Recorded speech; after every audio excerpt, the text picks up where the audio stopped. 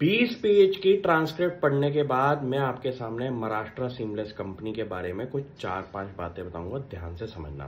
Company आज की date में अपने टॉप से 25-30% की डिक्लाइन पे है, नंबर 1 बात। दूसरी बात, कंपनी की मैनेजमेंट ने यह बोला है कि आज की डेट में महाराष्ट्र सीमलेस मार्च 2024 के बाद पहली बार निफ्टी 500 स्मॉल कैप इंडेक्स और मिड कैप इंडेक्स के अंदर अब एनएसई का पार्ट हो चुका है और निफ्टी 500 के अंदर आना एक बहुत बड़ा कमेंडेबल अचीवमेंट होता है एक कंपनी के लिए। पहली बात तो ये होगी। दूसरी बात, कंपनी के पास एक रेड फ्लैग था इंटर कॉर्पोरेट डिपॉजिट को लेके।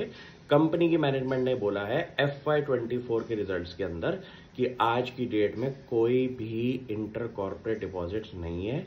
अब आप सुनिए सबसे बढ़िया बात, कंपनी की मैनेजमेंट ने शेयर होल्डिंग पैटर्न को लेके एक बहुत बढ़िया बात बताई है, जिसके बारे में समझने से शायद आपको कंपनी के ऊपर कॉन्फिडेंस भी बिल्डअप हो जाए।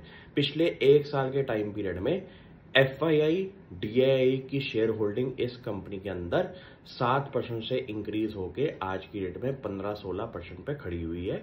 और अब कंपनी के की कस्टमर ऑर्डर बुक के बारे में बात करूंगा, जहां पे आपका सबसे ज्यादा इंटरेस्ट होना चाहिए, क्योंकि यहां से बनता है कंपनी का पूरा कैश जनरेटिंग बिजनेस।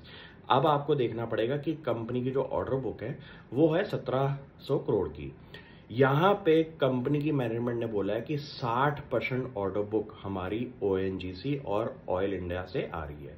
तो आपको ये समझ में आ गया कि महाराष्ट्र सीमलेस कंपनी की जो सीमलेस पाइप्स हैं वो हमारे ऑयल एंड गैस सेक्टर के लिए बनती हैं। सबसे बड़ी बात है, यहाँ पे सेफ्टी और सिक्योरिटी का कंसर्न हो सकता है, इसलिए कुछ ही कंपनीज ऐसे ऑयल एंड गैस सेक्टर में काम करती हैं जिनको ONGC और ऑयल इंडिया जैसी companies as a customer order wins देते हैं। अब आपको ये देखना पड़ेगा कि आज मैं पाइप्स इंडस्ट्री के अंदर बुलिश हूं, जो कि इंडिया के अंदर ऑयल एंड गैस सेक्टर में हर जगह पे यूज हो रहा है।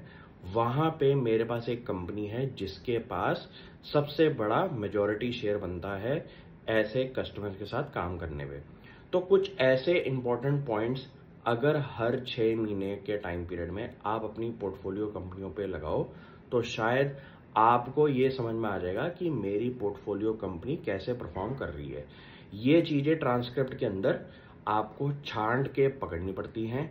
यहाँ पे मैनेजमेंट की एक एक लाइन के अंदर बहुत बड़ी गहराई वाली सोच वाली बातें निकलती हैं, जो कि कुछ टाइम पीरियड के अंदर आप अगर समझना बैठेंगे तो आपको समझ में आएगा कि ये बहुत बड़े स्केल पे कंपनी को अगर सोचना है और आपको भी अपना पोर्टफोलियो लेके जाना है तो हर कंपनी को पीरियोडिकली हर 6 महीने में स्टडी पे लगाएं। क्यों? पोर्टफोलियो रिव्यू करना बहुत इंपॉर्टेंट है और ऐसे गवर्नेंस इशू जैसे कि इंटर कॉर्पोरेट डिपॉजिट्स को लेके कंपनी की मैनेजमेंट ने क्लियरली बताया है कि आज की डेट में कोई डिपॉजिट्स नहीं है। ये एक बहुत बढ़िया कॉर्पोरेट गवर्नेंस के लिए पॉजिटिव बात होती है। ये चीजें पढ़ना शुरू कर दीजिए और जब भी स्टॉक डिक्लाइन पे आए तो ऐसे नोट्स आपके पास अगर होंगे तो कॉन्फिडेंस बना रहेगा। Thank you.